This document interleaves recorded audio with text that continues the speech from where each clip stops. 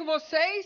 E hoje, no Super Pop, nós vamos receber convidados trans que viveram o drama da personagem Ivana na novela Força do Querer. Realmente, gente, essas histórias são histórias reais, de luta, de superação. E a gente aqui no Super Pop faz questão de mostrar as dificuldades da diversidade, né? De encarar essa transição de gênero, o mercado de trabalho, preconceito e também arrependimentos. Olha só o que vai rolar no nosso programaço de hoje. No programa de hoje, as dificuldades de homens e mulheres trans. E a sua família te acolheu? No início, não. No início, eu fui expulsa de casa, tive, enfim, sempre a religião metida no meio de tudo. O processo da transição. Eu me lembro de de querer não ter o peitinho que já estava nascendo. Vestidinho? Usava. Te forçavam? Não, eu não tinha opção de escolha, né? O preconceito. Aprendi na pancada, apanhando na escola. Você apanhava? Apanhei na escola. Naquela época não era nem considerado bullying, né? Você era o viadinho, você era a bichinha. Antigamente só era considerada uma mulher trans aquela que era operada. Hoje nós já entendemos que não é uma genitália que determina quem você é. E a realidade dos transexuais no mercado de trabalho. A primeira barreira de uma pessoa trans no mercado de trabalho começa no currículo. No nome. Qual é o nome que essa pessoa vai colocar no seu currículo? Antes da transição foi muito difícil, muito mesmo, a ponto de eu chegar a quase passar fome. O Super Pop está imperdível. Deixa eu entender, o César ficou grávido. Exatamente. Como foi exatamente. isso? E vou falar boa noite para Ariadna. Ela foi a primeira trans BBB, né, que participou, a gente se lembra. Tudo bem, Ariadna? Boa noite, Brasil. Boa noite, Luciana. Bem-vinda. Quanto Obrigada. tempo? Muito tempo, né? Quanto tempo faz você veio aqui? Ixi, acho que uns 6, 7 anos já. Passou rápido, né, gente? Mas tá bonita igual. Obrigada. Você tava morando fora, não era? Isso, eu vivo na Itália. Que chique. Então tá, né? Eu vou falar boa noite pro César Santana. Ele é pai trans da Fernanda e teve a filha antes da transição. Legal. Tudo bem, César? Tudo bem. Lembro de você. Você tá bem? Tô ótimo. Obrigado novamente pelo convite de poder participar desse programa com pessoas maravilhosas, um elenco que vai contribuir bastante para a gente construir esse diálogo. Obrigado. É isso aí. A gente faz sempre isso aqui na Rede TV, no Super Pop. Léo Áquila, que sabe, sempre me defende, né? Que eu falei que eu sou madrinha das trans, dos gays, porque a gente faz isso há tanto tempo, né? Madrinha não é quem se intitula, é quem de fato faz a diferença. E essa diferença você tem feito há muito tempo. Uma honra estar aqui de novo, numa roda de conversa com pessoas tão importantes para essa causa e o Super Pop que sempre nos dá voz. E você é cada vez mais bonita, né? Nós, né? Nós estamos. É verdade. E tá você teve linda. também uma vitória, parece que conseguiu mudar a sua certidão, não teve isso agora? Agora eu sou oficialmente Leonora Mendes. Sempre foi, né? Sempre fui, mas agora documentada. É isso aí. Legitimada. Gata. Muito bem. E vamos falar boa noite para o Dr. Saulo Ciasca. É isso aí? Saulo Ciasca? É psiquiatra, para ver se a gente não está doido, eu, em princípio.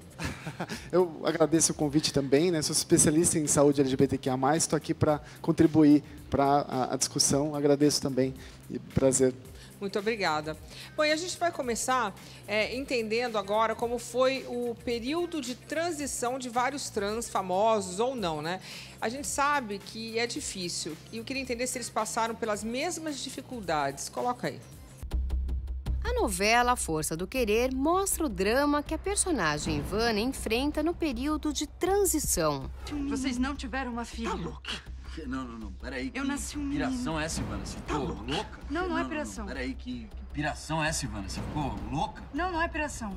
A atriz Glamour Garcia viveu Britney em A Dona do Pedaço. Se joga no mundão, não, ninguém segura.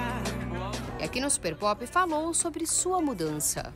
Eu ainda sou de uma época que a gente tomava hormônio escondido, né? Não era simples. Então eu tomava. No comecinho, as primeiras injeções que eu tomei, eu não... Hoje em dia, pelo amor de Deus, não gente, façam isso. Por favor, hoje em dia é tudo muito diferente. Façam um acompanhamento endocrinológico. Sim. E você pensa em operar? Sim. Agora, pela primeira vez, eu tô realmente me organizando, tô no meu processo agora de pré-operatório. Vai fazer? Vou fazer.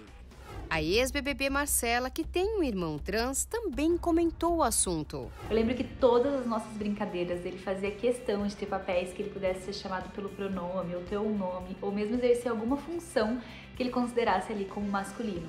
Até as roupas que ele queria vestir, ele sempre buscava vestimentas que se identificassem com o gênero masculino. Na adolescência, o Enzo começou a se fechar.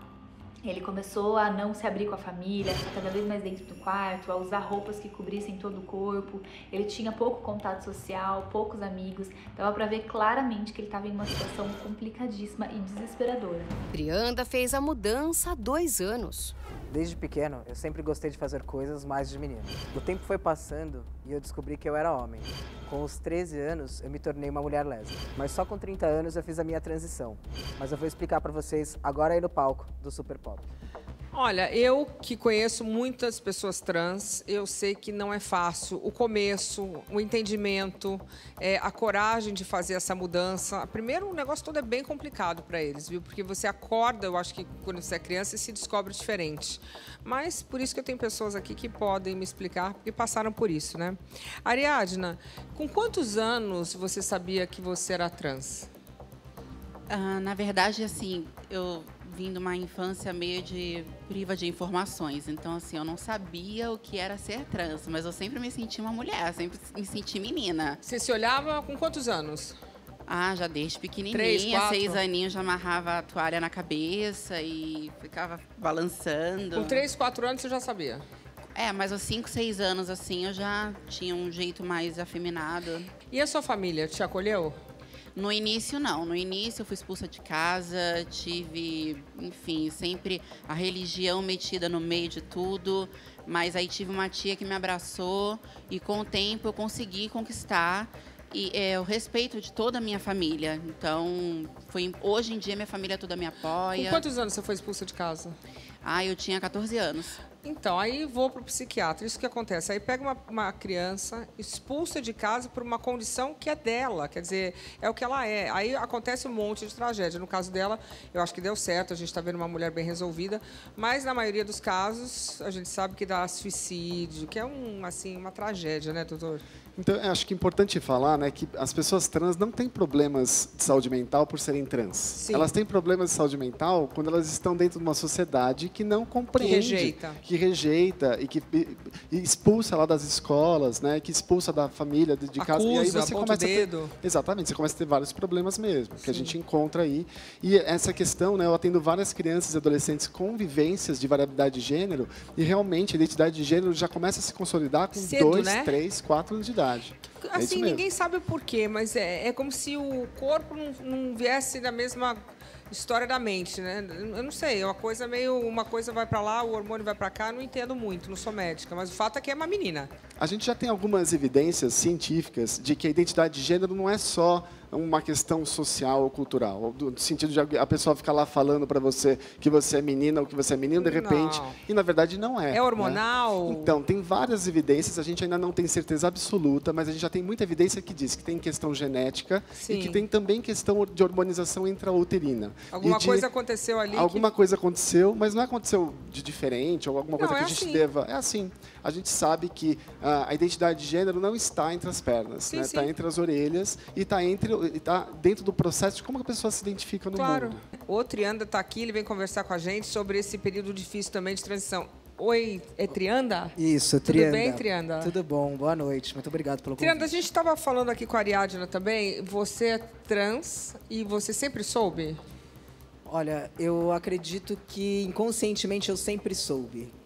Eu costumo dizer que as coisas elas aconteceram para mim de uma forma mais tardia. Né? Eu sempre tive todos os 3 jeitos de menino, sempre fiz coisas de menino, sempre gostava de estar no meio dos meninos, mas, por exemplo, quando eu era mais jovem, eu já tenho 35 anos, quando eu era mais jovem, eu não tinha as informações que as pessoas têm hoje. Então, talvez se eu tivesse todas essas informações, eu teria me descoberto muito antes. Quando você era criança, você se lembra se achando menino? Eu me lembro de de querer não ter o peitinho que já estava nascendo. Vestidinho? Usava. E você teve problema com a família? Tive. Hoje, por exemplo, eu não falo com a minha mãe já tem mais ou menos 2 anos. Ai, que pena, né? Eu entendi, eu respeito e... Você gosta da sua mãe? Muito. Ela vai voltar. Eu espero, porque é o que... Eu até brinco, eu falo, eu preferiria ter a minha mãe do meu lado todos os dias, mesmo... Como é o nome da sua mãe? Dilma. Ô, Dilma, seu filho, saudável, maravilhoso. Tem gente que perde filho. Aí tá aí, seu filho lindo, maravilhoso, saudável, gosta de você. Deve estar sofrendo, porque ficar longe de filho não é bom, não. Eu imagino. Daqui a pouco volta. E ficar longe da mãe é muito difícil, né? Vai voltar, vai voltar. A história dele, Lu, me remete à nova sociedade que nós estamos formando, porque 100 mil anos na história não é nada. Então, logo, a gente vai olhar para trás e vai ver 300 mil anos se passaram, a gente vai estar discutindo esses assuntos, porque para a história isso é muito pouco tempo. Mas o mundo está passando por essa mudança. As pessoas estão começando a perceber que para ser pai, para ser mãe, precisa primeiro entender que agora nós temos outras orientações. Claro. Antigamente não se falava sobre que filho gênero. Não vê o que você quer. Claro, é e outra pessoa. coisa, quando você põe um filho no mundo, você tem que estar disposto a amar incondicionalmente. Exatamente. Se você não está disposto a amar, não ponha filho no mundo, por favor. Você tem que ter essa responsabilidade de saber que o seu filho pode ser qualquer coisa e ainda assim você vai ter que contribuir com o seu amor. Sim, sim, é verdade. Isso aí é uma boa maneira de explicar. Ariadna, você fez redesignação. Como é que é o nome?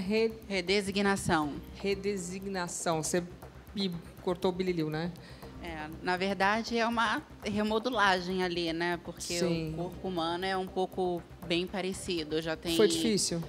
Olha, eu falo para as pessoas, elas não acreditam, eu não senti uma gotinha de dor. Que bom! Graças a Deus. Porque as pessoas que vieram aqui comentaram que foi bem difícil. E você fez aonde? Então, eu fiz na Tailândia, em Bangkok.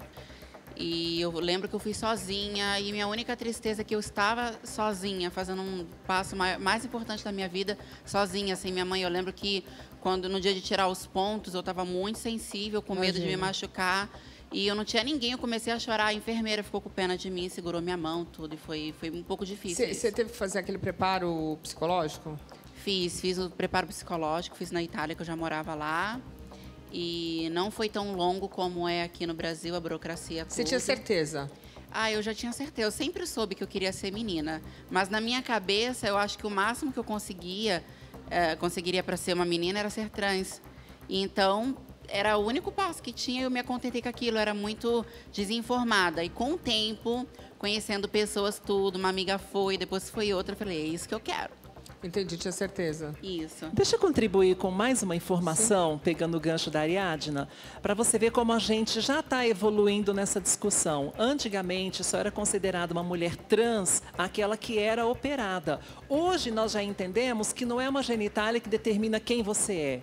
É você que decide, é uma coisa interior. Porque, por exemplo, eu não sou operada e eu não me sinto menos mulher do que a Ariadna, que é operada. E nem ela se sente mais mulher que eu por ter feito a cirurgia. Claro. Então, é uma discussão que a gente está evoluindo. Não, e tanto que agora você já tem o seu documento. Então, isso é mais um passo. Exatamente. Até a lei já entendeu isso. Só falta a sociedade compreender. Acho que a sociedade tem que deixar todo mundo em paz e viver a vida e pronto. Porque se fosse simples assim, né? E aí o César, deixa eu entender, o César ficou grávido. Exatamente. Como foi isso?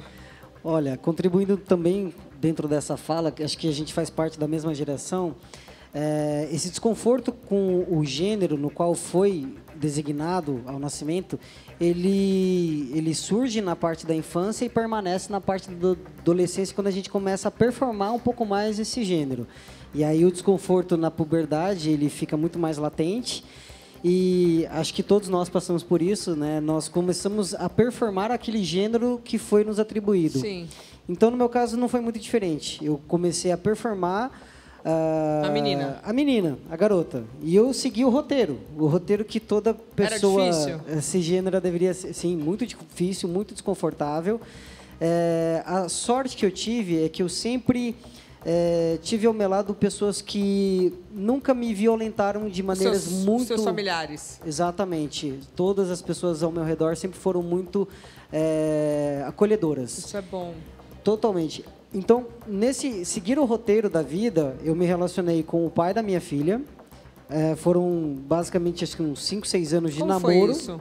Como foi ficar grávida? Porque ficar grávida já é difícil. É algo assim... Eu sempre falo que foi um momento da minha vida que eu preservei a gestação, que está muito relacionada ao gênero e ao universo feminino, mas que naquele momento não importava em que universo aquilo estava presente. Você focou na criança? Eu foquei na minha gestação. Então eu tive barrigão, eu amamentei a minha filha até 1 ano e 8 meses. Nossa, foi uma grande mulher, hein? A gente precisa entender que essa questão de gestação, de reprodução, ela não está, assim, como é que eu posso dizer, assim, preservada ou exclusiva às pessoas cisgêneras. Sim. Ela pertence a qualquer pessoa que tenha esse órgão que possa reproduzir. Quantos anos tem a sua filhinha? Hoje tem 14 anos. E como que ela entende a sua não sei como é que fala, opção ou gênero? Identidade de gênero, né? É isso aí. Com muita naturalidade, até porque todo o processo de educação dela foi um processo de educação muito amplo, muito diverso. O pai é legal, né? Exatamente. Então, todos esses componentes ajudaram para que eu tivesse também um processo de transição de gênero tranquilo. Sorte, né?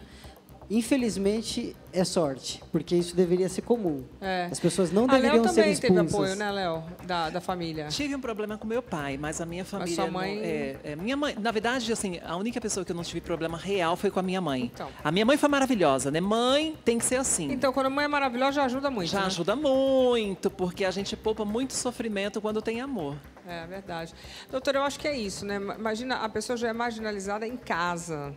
Quer dizer, se você não tem o apoio da sua família, já realmente começa a base não funcionar, aí fica muito difícil você ganhar o mundo, não é verdade? É muito importante o apoio da família, mas eu compreendo, eu atendo bastante as famílias, elas precisam ser cuidadas também. Sim. Porque elas se sentem culpadas, no sentido de, será que eu fiz algo? Fiz alguma coisa. Eu deixei de fazer algo? Existe um discurso aí que está muito na cabeça das pessoas de que se o pai está ausente, ou a mãe é muito presente, precisa dar uma imposição mais masculina, tem que ensinar essa pessoa a ser menino. Então, isso não é importante para as pessoas. Você como psiquiatra médico, entendimento, isso muda alguma coisa? Não muda nada. Na verdade, não muda. Então, o que a gente entende a gente ensina para as pessoas como que elas têm que se comportar no mundo. A gente não consegue ter qualquer gerência em relação a quem elas são. Então, se a pessoa ela vai ser independentemente de como for. Eu acho que uma coisa importante é saber que realmente a família precisa de apoio também, de tratamento, até para entender o que está acontecendo. Tem muitas pessoas que não... Eu entendo que elas possam se sentir um pouco, e agora? Como é que eu lido com isso? O que eu faço? Não era isso que eu esperava. Eu tive uma menina, deu o nome de Maria, virou João. Eu entendo, mas também, né, gente, calma. Foi o que a Léo falou. Uma vez que você seja pai, mãe, você tem que procurar se ajustar e dançar conforme a música do seu filho, ser um bom pai, um bom parente, né, parents. E tem que não ter as coisas não são como a gente quer, né?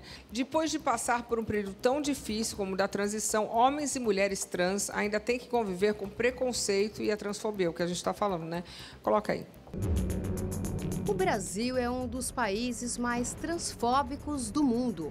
Em 2020, houve um aumento de 47% no número de assassinatos de pessoas trans. Mas a transfobia não está restrita ao número de mortes.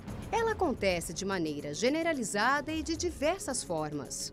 Eu vou lutar, eu vou entrar na justiça, já é certo, já está com meu advogado, então mereço ser respeitada. A cantora Lady Choquei também foi vítima de preconceito ao ser expulsa do condomínio em que morava por ser transexual. Eu saí do Rio de Janeiro, fui para São Paulo e chegando lá, né, eu me deparei com uma situação na qual eu achei que eu nunca ia passar, que foi, né, a transfobia vindo do proprietário do apartamento. Ele, ao ver que eu era uma mulher trans, ele se negou a alugar o apartamento para mim. Então decidiu entrar com o processo. Entrei na justiça, ganhei a causa, porém o valor que a juíza me deu foi uma sentença de R$10 mil, sendo que isso não paga nem os honorários do meu advogado. Eu achei totalmente irrisória, entrei com recurso e estou aguardando. Para mostrar como esse preconceito está em todo lugar, fomos às ruas de São Paulo com uma atriz que irá se passar por um transexual, assim como a personagem Ivana da novela. Ligo maluquinho, mó calorzão, maluquinho todo de preto, capuz. Mas será que é homem mesmo ou é? É homem não. Olha, o que nós percebemos até agora é que os atores passaram a insultá-la e as pessoas que estavam próximas saíram. Elas preferiram sair. Agora tem um senhor que chegou, olha só. De boa? apanhou, pô. Se você apanhar, você vai apanhar do menino. É menina, aí, ó, é menina. Ganhei. Não, ganhei. Eles foram super agressivos e o homem ao lado não fez nada. Tira o capuzinho, você fica tão bonitinha. Você fica tão bonitinha sem capuz. Tira a touquinha, você fica tão linda. Olha, você tá me xingando, você tá me respeitando? Eu tô te respeitando. Aí, olha isso. O que aconteceu, moça? Para, moça. Eles mexendo com a mulher, falando, mexendo na roupa dela, xingando ela, menosprezando ela porque ela se veste de um jeito diferente. Tá nervosa? Tô. Vontade de chorar, porque você ficou calma. Nervosa por ela. É ridículo isso. Ela é mais homem do que eles. Tinha um homem ali, ele resolveu não se manifestar. Mas Eu você, mulher... Eu fiquei brava por conta disso, porque ele não abriu a boca pra falar nada. Enquanto eles estavam mexendo com ela, os outros homens estavam vendo e não se mexeram. Eu, como mulher, eu tive que me colocar no lugar dela e falar alguma coisa. Parabéns pela sua atitude. Parabéns. Agora é interessante que a questão da transfobia, a gente sabe que existe, claro, mas a transfobia para o trans mulher parece que é mais forte, não é? Porque o trans homem, eu acho que ele é mais... Eu não sei porquê, mas... Sim. É a passabilidade, é um termo usado, não é? Depois de algum período em transição para o gênero no qual a gente se identifica, a gente adquire o que a gente chama de passabilidade cisgênera. Ou seja, ninguém mais questiona se a gente é ou não trans, porque a gente adquiriu aquele caracteres que a gente identifica. Mas as mulheres trans, elas têm cargas diferentes e vulnerabilidades sociais com relação a todo tipo de preconceito. Porque fica mais aparente, né? Também por isso, eu acredito que perder os caracteres masculinos seja mais difícil do que adquirir. Mas também... Mas é porque ele, por exemplo, ele virou brother dos caras, e eu, e ela, e as trans, a gente vira chacota. Então a gente enfrenta um preconceito muito maior. E não fica a brother das meninas? Não, mas... Fica. A gente se apega à mulherada, entendeu? Mas a gente sofre esse preconceito. Porque assim, ó, todo mundo me adora, mas ninguém me quer como nora. Ariadna, também? Olha, eu sou uma pessoa, assim, muito bem resolvida nessa questão, assim, sabe? Eu tento, de uma certa maneira, assim, não problematizar as coisas. Boa. Assim, porque senão a gente acaba pirando, né? É isso que ela tá falando, tem que ser leve. Tem que ser leve, assim. Claro que às vezes tem gente que me tira de sério. Às vezes eu também esquento aí, que eu sou meia... Mas alguém olha pra você e sabe que você é uma mulher trans? Não, inclusive hoje em dia também as pessoas às vezes assim não se lembram mais da minha participação no Big Brother. Mas eu acho que eu te conheço, mas nunca assimilam o fato de que eu fui a primeira mulher que passou pela transição, que participou do Big Brother. Então, assim, um pouco menos eu tenho esses problemas, assim. Morando lá fora, então, menos ainda. Você conta? Conto. Você tem namorado? Não, eu tô solteira no momento, mas vários contatinhos. Mas quando você começa a sair com um rapaz, você conta de cara? Conto, porque eu sou uma pessoa muito bem resolvida e eu já falo até assim, de uma maneira muito natural, para ele entender que é algo natural. Olha, eu passei pela transição, é isso aí. Quer, não quer, tchau. É justo. Eu falo logo assim, porque muita gente me questiona, por que você fala? Não precisa, mas eu falo, eu me coloco no lugar da outra pessoa, tem que respeitar. Talvez ela respeite, mas ela não quer pra ela, entendeu? E o que eu não quero pros outros, eu também não quero pra mim. Já aconteceu? Já aconteceu algumas vezes, assim, poucas, mas aconteceu. Você era casada, né? Sim, eu era casada. 6 anos? 6 anos, isso. Com o italiano? Isso, mas a gente já se conhecia há muitos anos. Mas eles têm a cabeça mais aberta, né? Mas o meu marido, por exemplo, ele me conheceu em 2006, eu ainda estava passando pela transição, tinha acabado de fazer os seios. Então ele acompanhou toda a minha história. Gostou de você assim, ele gostou de mim assim, exatamente. Ele teve lá as exigências dele, assim, não pode isso, não pode aquilo, mas... Não, todo mundo também, né? Mas... Sim, claro. Agora, eu tenho uma pessoa aqui que pode nos contar que ela sofreu agressão física, estupro, enquanto ela vivia em situação de rua, até pelo fato de não arrumar um lugar para ficar. Ela sentiu tudo isso na pele. Eu vou falar boa noite para MC Trans. Tudo bem? Boa noite, Luciana. Tudo bem? Tudo bem, querida? Prazer enorme estar aqui. MC, eu espero que hoje você esteja bem, porque eu já soube que você passou por vários perrengues, várias dificuldades. Você pode escrever o livrinho de tortura. Na verdade, é um grande livro de superação, na verdade. É isso aí. Sim, eu passei por situação de rua, fui moradora de rua. Né? Antigamente eu tinha até Você não teve o apoio da família? Não tive o apoio da família. Foi expulsa de casa? Fui expulsa de casa com isso 16 aí anos. Com quantos anos? 16. Eu estudava em Lisboa, Portugal, morava com uma tia. Quando eu cheguei no Brasil, muito afeminada, meu avô estava doente, ele faleceu. Meus tios aproveitaram, né, com a morte do meu avô e me colocaram para fora de casa. E a sua mãe?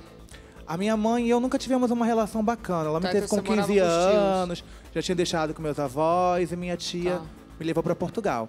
Mas chegando no Brasil, com tudo isso que aconteceu, meus familiares me colocaram para fora de casa. Você já estava na adequação de gênero? Eu já tinha um cabelo comprido, já estava bem feminina. E quando meu avô faleceu, né, que era por ele que eu não tinha colocado para fora. E aí eu falei, não, agora chega, a Vitória existe e é isso. E aí meus tios falaram para mim, olha, você vai embora, você não vai ficar aqui. Primeiro porque nossos filhos saem de manhã para estudar e não é uma travesti chegando de manhã em casa, as crianças verem uma coisa dessa. E segundo que você só tem 2 futuros, ou morrer de HIV ou morrer de tiro. E a gente não quer ver isso. Aí vamos ajudar um pouquinho de jogar na rua. Jogaram logo embora. Eu tinha 2 opções. Ou eu ia, ou eu ficava e entrava pro quartel deles, entendeu? E eu sabia que ser a Vitória, ser quem eu sou, era uma coisa que eu não tinha mais controle, porque desde criança eu me sentia assim. Eu sempre gostei de ser assim. Eu sempre me via assim. Aí você foi pra rua? Fui pra rua. Na verdade, a minha intenção era ser garota de programa. Né? Eu falei, vou ser garota de programa, vou pra Copacabana, vou ficar rica. E aí eu não consegui chegar a Copacabana, fui assaltada, fiquei morando na Central do Brasil, né, numa situação muito triste. Você chegou a ser violentada? Fui violentada. E quem te apoiou nessa época? Não tem pra onde correr? Na verdade, não teve apoio. O que acontece? Hoje eu falo sobre isso muito bem. Já até contei pra Léo Áquila, né, no canal dela, sobre essa história. Era muito difícil de eu falar sobre isso. Com a terapia, eu tô fazendo terapia até hoje, a terapia é o que mais me ajudou, que eu aprendi a cuidar de mim, do meu coração, da minha mente. Mas o que mais me marcou na rua foi esse estupro, que foi quando o crack chegou no Rio de Janeiro. E eu nunca fui usuária de drogas. Então, mesmo na rua, eu tinha muita fé em Deus. Eu achava que eu tinha que passar por aquilo ali, porque me implantaram dentro de mim que eu era amaldiçoada. Mas eu não queria me drogar, eu não queria... Você não usava drogas? Nenhuma, nunca usei. E aí? E aí esse cara chegou, né, e falou pra mim o seguinte, eu estava sentada numa maloca como se fala onde fica os edredom, onde a gente dorme. E ele falou pra mim, vamos fumar uma pedra? Eu falei, não quero. Ele, você se acha diferente de todo mundo? Eu falei, sim. E aí ele pegou uma faca, colocou no meu pescoço e me estuprou ali sem camisinha, sem preservativo e me fez fumar uma pedra de crack. E foi assim que aconteceu. Como você saiu da rua? Eu aprendi a falar um pouco de inglês em Portugal e aí tinha um rapaz que ele passava na Central do Brasil e ele me pagava na pastelaria um pastel para me comer e eu fazia os deveres de casa dele de inglês. E aí a gente se apaixonou, ele me levou para morar com ele. Pronto, saí da rua. Você acha que esse estupro que você sofreu tem alguma coisa a ver com a transfobia ou só foi o fato dele ser um drogado maluco? Eu acredito que tudo que eu passei foi transfobia. Luciana, eu pedia uma comida, eu escutava assim, vai botar uma roupa de homem, vai trabalhar. E eu via que homens que moravam na rua tinham mais ajuda do que eu, que era uma trans. Hoje você está casada? Não, hoje eu sou mãe. Eu adotei um menino, que legal. Criei ele também estava em situação de rua.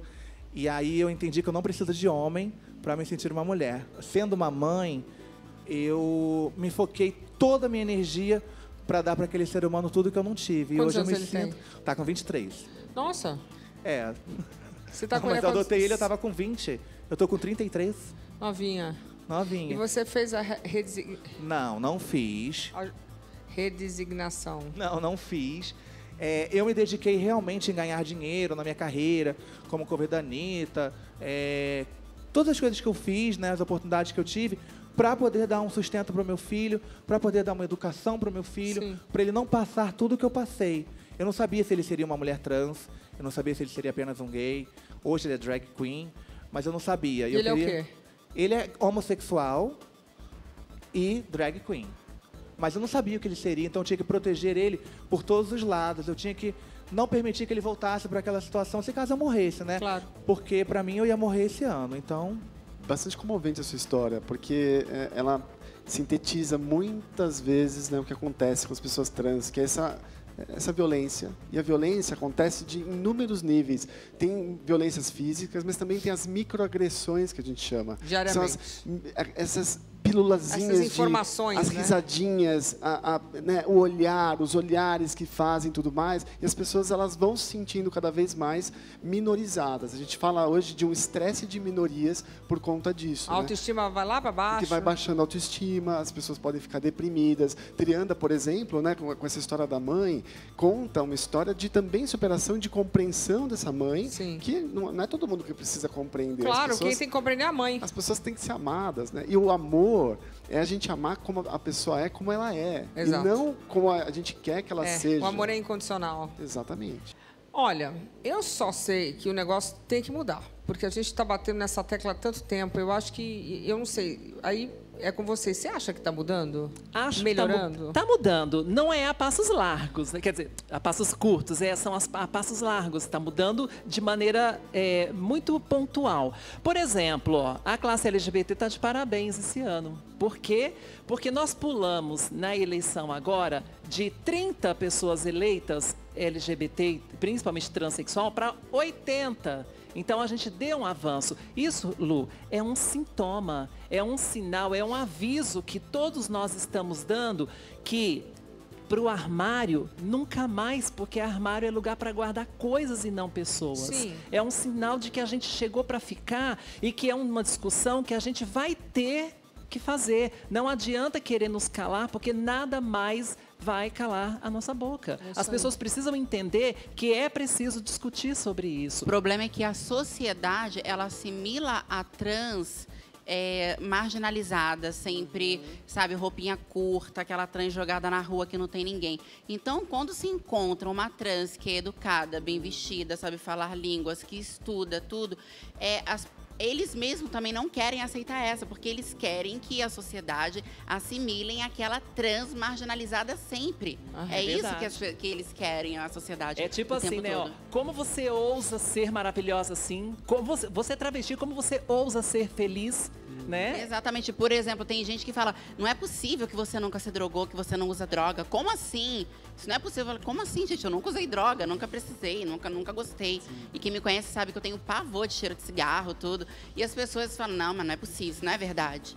Tipo assim, olha então existe essa questão dentro da comunidade também, né? Sim, existe bastante essa questão de você já estar dentro da margem da sociedade, e quando você é um ponto fora da curva, é como se você fosse um ser estranho dentro daquela comunidade. Nós acabamos de ver como a MC trans conseguiu dar a volta por cima e hoje é uma MC famosa, mas a comunidade trans ainda passa por muitas dificuldades para se inserir no mercado de trabalho, como a gente estava falando, né? Coloca aí. O transexual se depara com a falta de oportunidade no mercado de trabalho. Foi assim com a atriz Maria Clara Spinelli. Eu sofro muito preconceito, e é um preconceito velado. Perco muitas oportunidades de trabalho por ter nascido transexual. As pessoas vinculam muito a minha vida pessoal, a minha profissão.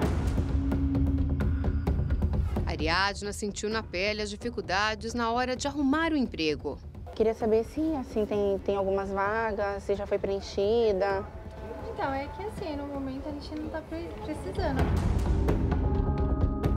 A Raíssa Ribeiro também foi vítima de preconceito no trabalho. Raíssa, o que aconteceu nesse trabalho? Bom, quando eu solicitei meu nome social no crachá, eles se recusaram e preferiram me mandar embora. Você foi lá, participou do processo de seleção. Você deixou claro que você gostaria de que tivesse o seu nome de mulher no crachá. Exatamente. E aí, até então, tinham aceitado? Sim, falaram que não teria problema algum. Tá. Aí, quando passou todo o processo, né, fui entrar na empresa, e eles alegaram também que seria com o nome de Raíssa. Na hora que chegou o crachá, não foi isso que aconteceu. Muitos transexuais são expulsos de casa e, por conta da evasão escolar e sem conseguir um emprego, muitos acabam trabalhando nas ruas. Alessandra, você trabalhava num salão, né, um emprego convencional, foi demitida e aí acabou na prostituição. Exatamente. Como que aconteceu? Conforme foi passando o tempo e eu fui me descobrindo transexual, A minha roupa foi mudando, o meu jeito foi mudando, eu fui deixando o cabelo crescer, as unhas, comecei a me maquiar, comecei a fazer um tratamento hormonal e isso não foi muito bem aceito pelas clientes. E aí você, infelizmente, hoje está na prostituição. Sim. Você viu na prostituição a única saída? Foi a única saída, não foi o que eu vi, não foi o que eu escolhi. Infelizmente, foi a vida que me jogou para isso. Pietro também enfrentou dificuldade para trabalhar. Uma entrevista que eu fiz no ano passado, uma advogada, antes de entrar na sala, eu expliquei para ela a minha situação. No meu currículo estava o nome social Pietro. E chegando na sala, todos os participantes não sabiam que eu sou trans. Ela falou assim, eu só tenho uma dúvida, qual que é o seu genital? Por outro lado, visitamos uma lanchonete em São Paulo que só emprega transexuais. Você é uma mulher trans. Eu sou uma mulher trans. Você foi muito bem recebida aqui? Maravilhosamente bem recebida. Quanto tempo você trabalha aqui? Há 3 meses. 3 meses. Por que é tanta dificuldade para o transexual encontrar emprego? Eu acredito que exista uma certa dificuldade por 2 lados. Tá. Primeiro, por parte do empregador, com relação a algum tipo de preconceito. Certo. E segundo, por parte do cliente dele. Luciana, a Laura é a cozinheira aqui da lanchonete e esse é o primeiro trabalho dela registrada. Como é que foi quando te disseram, essa vaga é sua? Porque é um reconhecimento. Para mim foi a realização de um sonho. Que bacana. E quando você olha para trás, o que mudou na Laura hoje? Tudo. Tudo? Tudo. Autoestima? Tudo. Que bacana. Autoestima, nossa, não tem coisa melhor do que você ter um emprego, reconquistar sua dignidade, né? Bom, nós estávamos falando da questão do mercado de trabalho trans. É difícil, a gente estava falando sobre isso, né? Exato. É difícil se inserir. Para você foi difícil, Ariadne? É bem difícil. Inclusive, depois do Big Brother, que a situação ficou um pouco difícil, eu fui procurar emprego como cabeleireira, né? Que eu era já maquiadora. E as pessoas falavam, mas você é famosa, você não pode trabalhar. Eu, como assim não posso trabalhar? Então, foi bem difícil. E antes? Bom, antes também, antes da transição, foi muito difícil, muito mesmo, a ponto de eu chegar a quase passar fome, porque não tinha oportunidade. Mas você estudou na época? Na época, assim, eu comecei a trabalhar com 14 anos de idade, eu fazia aquele jovem aprendiz, tudo que estudava de noite e trabalhava de dia. E aí, na maioridade, eu não fui contratada. E aí, expulsa de casa, sem nada, também caí no mundo da prostituição, me prostituí na rua, eu fui para a Itália.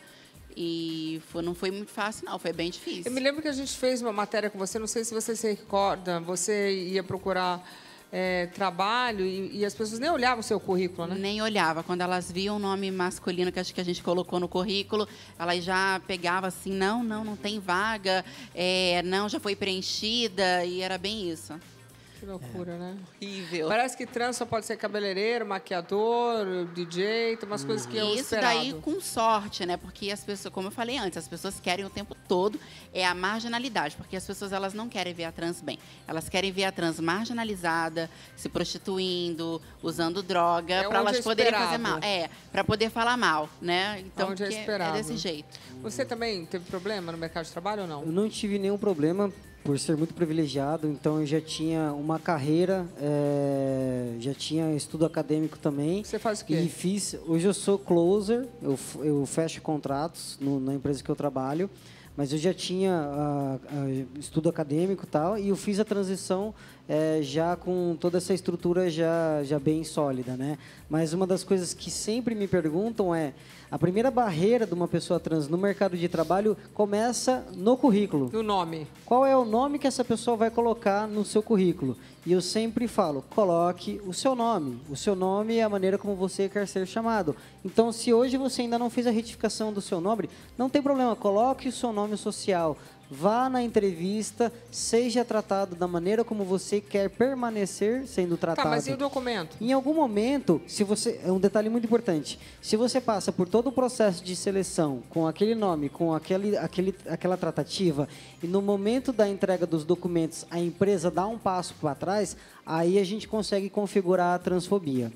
Aí Entendi. a gente consegue configurar a discriminação. Se antes de todos esses processos, já na entrega do currículo, a empresa já deixar esse currículo de lado, a gente não tem como configurar a transfobia. Entendi. Mas é muito importante, até para uma proteção de si, no processo seletivo, que você faça todo ele com o seu nome social e, se houver da empresa essa discriminação, aí cabe sim uma ação judicial com relação a isso, porque há a configuração da discriminação por conta de ser uma pessoa trans. Então, é muito importante que as pessoas utilizem o seu nome no qual se identificam.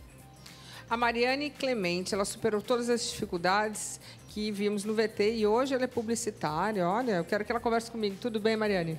Tudo bem, Lu. A gente já falou, né? Você já veio aqui uma outra vez? Já vim falar de mercado de trabalho. Sim. Quando eu ainda era recepcionista. Aí aconteceu nessa pandemia a fatalidade de ser mandada embora, né? E me demitiram, me pagaram tudo certo, tudo ok. Acontece. Com todo Claro, mundo, com né? todo mundo.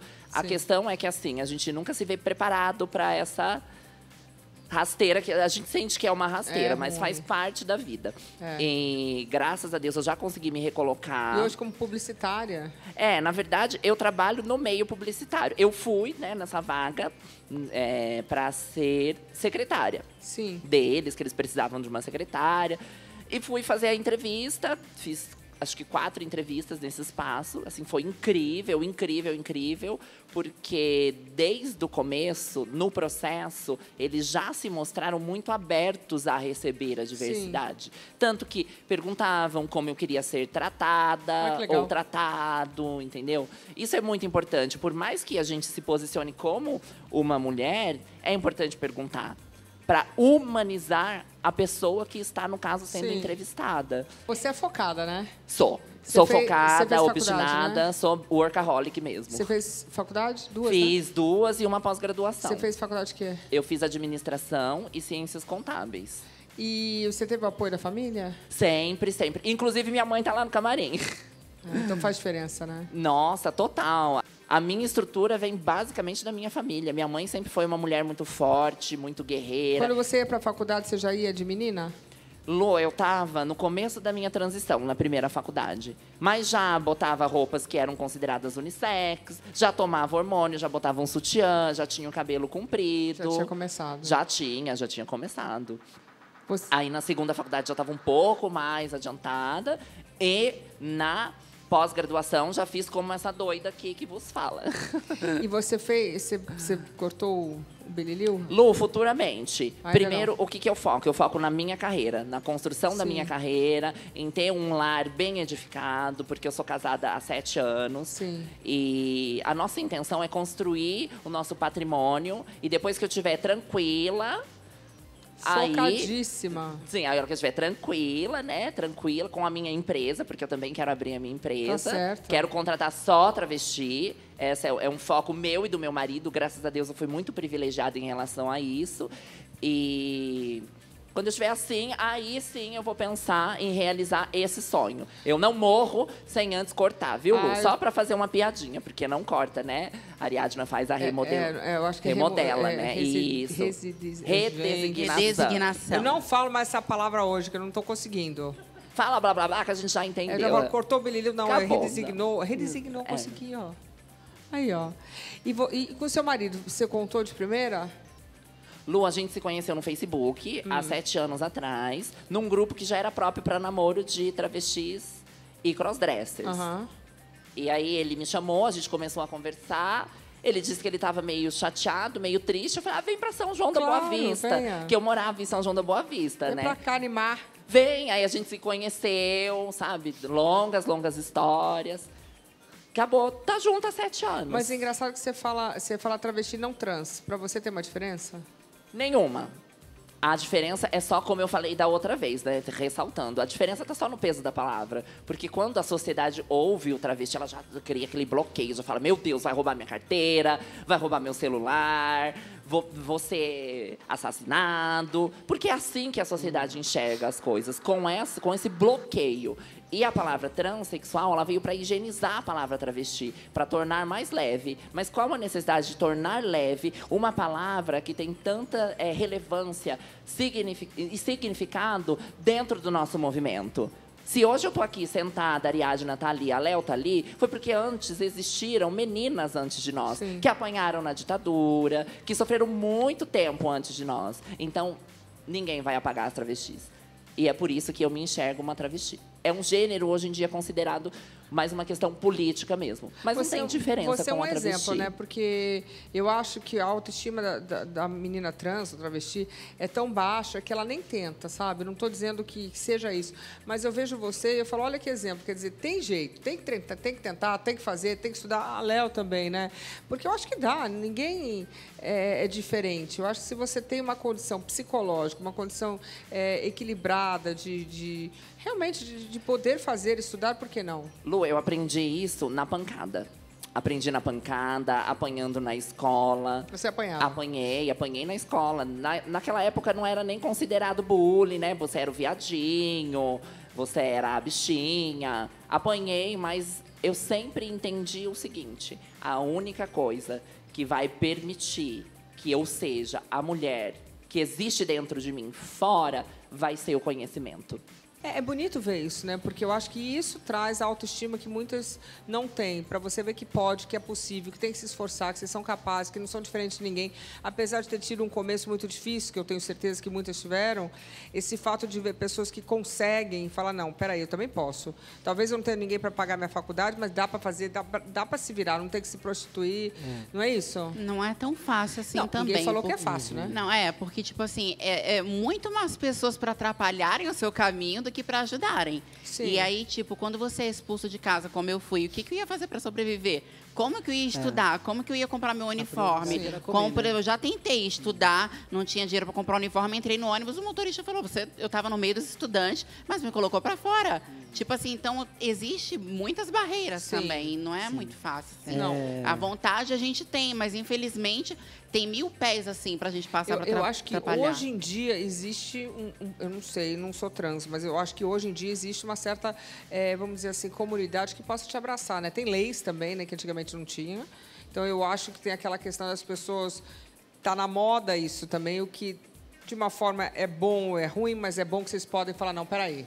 Mas eu tenho direitos aqui. Mas é muito difícil, porque mesmo com todas essas leis que tem, as pessoas se acham no direito que elas podem nos espancar, nos bater, nos negar, nos humilhar. Mesmo a lei estando do nosso lado, as pessoas se acham mais do que a lei. Infelizmente, isso é uma realidade. Doutor, é assim mesmo, né? Com certeza. Um último ponto que eu fiquei pensando com o que vocês falaram, eu atendo muito adolescente, e os adolescentes muitas vezes chegam sem sonhos, né? Então é importante também criar uma subjetividade da sonho, não ficar falando só de violência, de marginalização, porque sim, concordo, Ariadne, essas pessoas, tanto adolescente como adulto, precisa ter uma ideia de que é possível e que dá para ser o que quiser ser. É por isso que é legal ter essas pessoas aqui que trabalham, são de sucesso, né? Eu acho isso bem importante, até como exemplo para muitos adolescentes trans que estão nos assistindo. Acreditem em você. Não importa que as pessoas ficam falando que você não pode, você não vai. Foco, você pode. Eu acho que isso é importante falar, né? Muitos trans se arrependem, também aconteceram isso, hein? E voltam atrás na transição, seja por motivo religioso ou talvez pelas dificuldades que enfrentaram, né? Eu quero conhecer algum dos casos. Coloca aí. Robert chegou a fazer a cirurgia de redesignação sexual, mas se arrependeu. Com quantos anos você fez a cirurgia de mudança de sexo? Mudança de sexo eu fiz com 24 anos de idade, depois que eu já havia compreendido muito bem o mundo da travesti e o mundo da transexual, onde eu me identifiquei claramente com transexual. Você, inclusive, tirou o seu órgão genital masculino. Sim.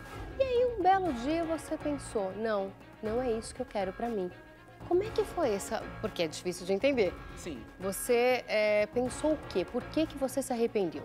Bom, eu acredito que quando eu vivi como transexual, eu construí um indivíduo conforme eu desejava que eu fosse. Tomar uma decisão de amputar um membro para poder se encontrar enquanto indivíduo, perigoso, porque você pode se encontrar como indivíduo depois em falta.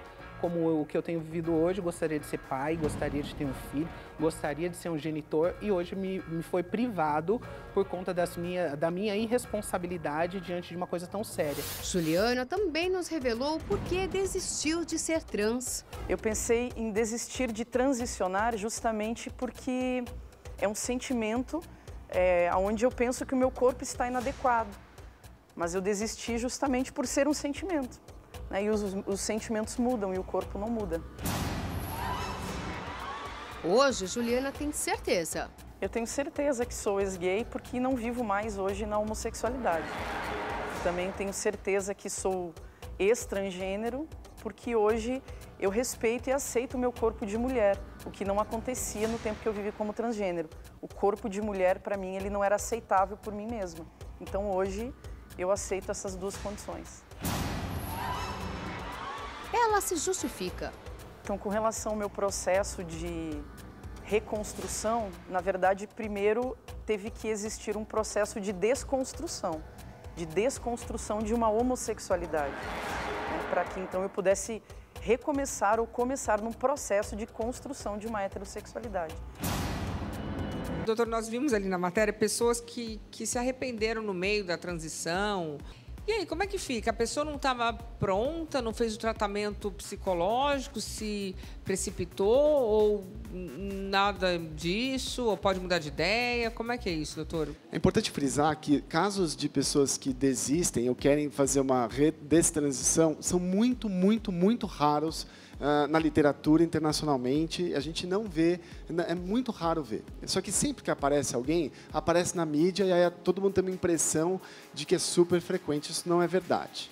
Segundo ponto, quando a pessoa passa por um processo de transição e ela procura por algum profissional de saúde para fazer alguma modificação corporal, como uma hormonização e como uma cirurgia de redesignação sexual, o profissional de saúde ele não vai chegar e vai falar, não, então vamos ver se a pessoa é trans ou não, vamos ver se é mulher o suficiente ou não. Não é isso, né? O que se faz é uma avaliação para ver se existem contraindicações do ponto de vista psiquiátrico que fazem com que a pessoa não tenha capacidade de discernimento e de consentimento e de compreensão do que ela está prestes a fazer. Então a gente trabalha numa perspectiva de autonomia. Então a pessoa tem autonomia para decidir sobre si e para dizer quem ela é. Mas a gente precisa fazer uma avaliação para ver, opa, existe algum processo acontecendo aqui que faz com que ela não possa decidir por ela? Por N motivos psiquiátricos que podem acontecer, tem vários transtornos psiquiátricos que fazem isso, que reduzem crítica, reduzem a capacidade da pessoa de atinar. E aí, você trata o problema que pode estar acontecendo e depois vê de novo. Então, assim, esse processo, ele é indicado, e hoje em dia, né, antes se exigiam 2 anos de acompanhamento, e hoje se exige 1 ano de acompanhamento, eu sou defensor de que, assim, o tempo, né, o tempo que se faz para se avaliar, na verdade, tem pessoas que você conhece, você fala, nossa, não tem porquê, ela já está aí com capacidade de consentimento, de discernimento, não tem porquê não fazer os processos que ela quer fazer. Mas no caso do Robert, que aí... Então, provavelmente não passou pelo processo. As pessoas que eu já atendo há 10 anos já no ambulatório, onde a gente faz esse processo, a gente não tem caso nenhum de pessoas que desistem ou de pessoas que querem destransicionar. Também tem muitas vezes, claro, histórias, né, de pessoas que, durante essa história, de repente, escutaram alguma coisa, às vezes religiosa, às vezes começou a se relacionar com alguém e a pessoa fala, não, eu só vou ficar com você se você voltar. E aí, isso pode interferir na pessoa, mas, veja, é muito raro e a gente não vê quando a pessoa passa por um processo aí de acompanhamento psicológico. Léo? Sim. O vídeo mais recente do meu canal, lá no YouTube, foi exatamente um caso de destransição. É o caso da Bruna, da Bianca, que voltou a ser Bruno. E ficou 10 anos como mulher, como menina, não chegou a fazer a cirurgia, estava tudo marcado para fazer, mas desistiu antes porque teve muito medo. E aí eu fiz uma entrevista muito aprofundada da vida dele para tentar entender também o que tinha acontecido, né? Mas não foi, nesse caso, Lu, não foi um caso de religião que normalmente tem um dedinho ali. No caso dele foi porque ele não suportou o tanto de preconceito que sofreu. Diz que nunca mais pôde ir numa feira livre, porque feira é um inferno pra gente, né? Aqueles caras gritando, vendendo banana, abacate, mamão, traveco, tudo junto. Então é um inferno. Eu tenho trauma de feira também, então eu consigo entender a dor dele. Mas ele disse que não suportou todo esse preconceito e que a única alternativa de trabalho para ele seria a prostituição, que ele não queria. Então ele resolveu desistir. Aí ele disse que... Eu perguntei, mas por que então você, 10 anos atrás, porque ele ficou lindo de Bianca, né? Uma menina maravilhosa. Ele falou assim, mas eu fui por empolgação. Fugiu de casa, foi morar com umas trans, via todas as meninas de peito, bumbum, todas maravilhosas, se empolgou, falou, vou ficar também, né? Vou pôr também. As meninas ajudaram, foi lá, virou travesti. Aí depois de 10 anos desistiu, me procurou, falando, por favor, me ajuda a destransicionar, me ajuda. Consegui fazer a destransição dele através do Dr. Luiz Paulo Barbosa, a quem eu agradeço muito. Mas agora ele é o tipo Agora voltou a ser Bruno e ficou um bofe lindo. Mas um bofe gay. Um bofe gay. Isso é importante dizer, tá, Lu? Porque assim, olha, a gente vive lutando, porque ele foi bem criticado por muitas pessoas da classe LGBT também. Nós ainda temos essa deficiência. A gente luta tanto para ter o direito de ir e vir, mas quando você vai, você não pode voltar. Claro que pode. Pode. E isso é a prova. Muitas pessoas ainda vão por empolgação, ainda vão se enganar. E é normal que isso aconteça. A pessoa tem todo o direito de ir e voltar quantas vezes ela quiser. O que ela precisa ter é a responsabilidade com si próprio, com o próprio corpo, de não fazer coisas que depois não pode mais voltar atrás, que é o caso do Robert, né? Se bem que a Ariadna disse que talvez agora até dê, né? Tem, dizem que tem, né? Mas, tipo assim, é o que eu estava conversando antes. Existem muitas pessoas que querem entrar nesse meio, fazer a transição, tudo. Algumas porque sonham em encontrar o príncipe encantado e acham que só operando vai ser assim. Eu costumo dizer, gente, mulher cis não está encontrando homem bom. A gente também não vai encontrar. A gente tem que se amar em primeiro lugar. E a MC Trans ressaltou ali, que ela falou que depositou todo o amor dela no filho. E é exatamente isso que eu quero fazer também no meu futuro. Eu já não espero encontrar... primeiro que eu nunca esperei isso. Eu não transicionei por isso. Eu transicionei para eu me sentir bem. E agora eu quero uma criança para depositar todo o meu amor nessa criança. Ok. É isso aí, estamos de volta. E olha, mais uma vez a gente está aqui tentando falar para você que está em casa. Eu acredito que cada um tem a obrigação de entender que as pessoas são diferentes. Adoro quando as pessoas falam, tem que aceitar. Você não tem que aceitar nada, você só tem que respeitar e pronto. Cada um é o que é. Eu juro, no meu coração, cada um é o que é. Isso que é bonito no mundo. A diversidade, as pessoas são diferentes, são coloridas, são preto e branco. Vamos aí, né? Olha para você que deve ter alguma coisa que está perdendo tempo, que você poderia estar fazendo para si próprio e não está fazendo prestando atenção no outro. Não é verdade? Então, fica ligado, começa a pensar mais em você, na tua vida, na tua família, como é que você pode melhorar. Fica focado no outro, está perdendo seu tempo. E o tempo é só seu, ninguém vai te devolver, tá? Aproveitando, fecha os olhos agora, pensa no seu maior sonho. De repente, um carro zerinho na garagem, levar toda a família para uma viagem, aquela viagem inesquecível, sabe? Agora você imagina poder realizar investindo menos de 75 centavos por dia. Então você pode parar de sonhar, porque no Festival de Prêmios Realizando Sonhos, eles vão virar realidade. Nas últimas semanas do ano, dia 24 de dezembro, você pode levar uma BMW para sua garagem. No dia 31 de dezembro, sai uma viagem no valor de R$15 mil. Viagem dos sonhos, hein? E olha, lá no final da promoção, você pode ser o grande vencedor de uma Mercedes C180. Então, corre. Se você já é assinante, continue investindo. E caso ainda não seja, acesse agora redtvplus.com.br e aponte a câmera do seu celular para o QR Code aqui na nossa tela. Você pode usar qualquer cartão de crédito. E se for cliente da Caixa, ainda pode usar seu cartão virtual e pagar no débito. Está na hora de realizar os seus sonhos aqui no Festival de Prêmios da Rede TV. Então, depois dessa, eu vou para os comerciais e eu já volto. Me aguarde. Estamos de volta com o nosso Super Pop de hoje, mais uma vez, falando de diversidade. Eu queria agradecer a Ariadna. Muito obrigada. Você está por aqui agora? Obrigada a você, Lu, pela oportunidade. Sim, vim passar uma temporada no Brasil para ver se eu me adapto, porque eu estou querendo voltar a morar no Brasil. Muito bem. Obrigada pela presença. Obrigada. Queria agradecer também ao César. César, muito obrigada. Obrigado novamente. Sempre que quiser, a gente está aqui para bater um papo bacana. É sempre muito produtivo. Sim. Os bate-papos que a gente traz aqui. Obrigado novamente. Eu gosto muito. A doutora Leonora Áquila. Adorei o vestidinho, hein? Adorei o vestidinho. Você viu? Eu tô assim, tá meio curto, mas... O marido tá ali de olho, né? O marido tá ali, ó, só de olho. Não deixa... Vem junto toda vez, né? Pois é, eu achei meu príncipe encantado. Tá vendo? Graças a Deus. Pronto, achou mesmo. Lu, muito obrigada por essa oportunidade de dividir cena com essas pessoas tão incríveis e bons exemplos. É muito importante porque é uma via de comunicação importantíssima e necessária nos tempos atuais. E o Super Pop cumpre muito bem esse papel. Muito obrigada. Até a próxima. Nós fazemos questão. Eu queria agradecer também ao Dr. Saulo. Saulo, muito obrigada, viu? Parabéns aí pelo trabalho, que você ajude bastante gente também. Muito obrigado. Eu também queria agradecer, muito incrível a presença de todo mundo. E falando um pouquinho de um livro que eu estou editorando, de saúde LGBTQIA+, para profissionais de saúde. Que legal. Para o pessoal poder aprender sobre saúde trans, intersexo, LGB. Bem, vai sair agora no final do ano. Ok, queria agradecer a todos vocês. Mais amor, povo, mais amor. Um beijo. Valeu, obrigada.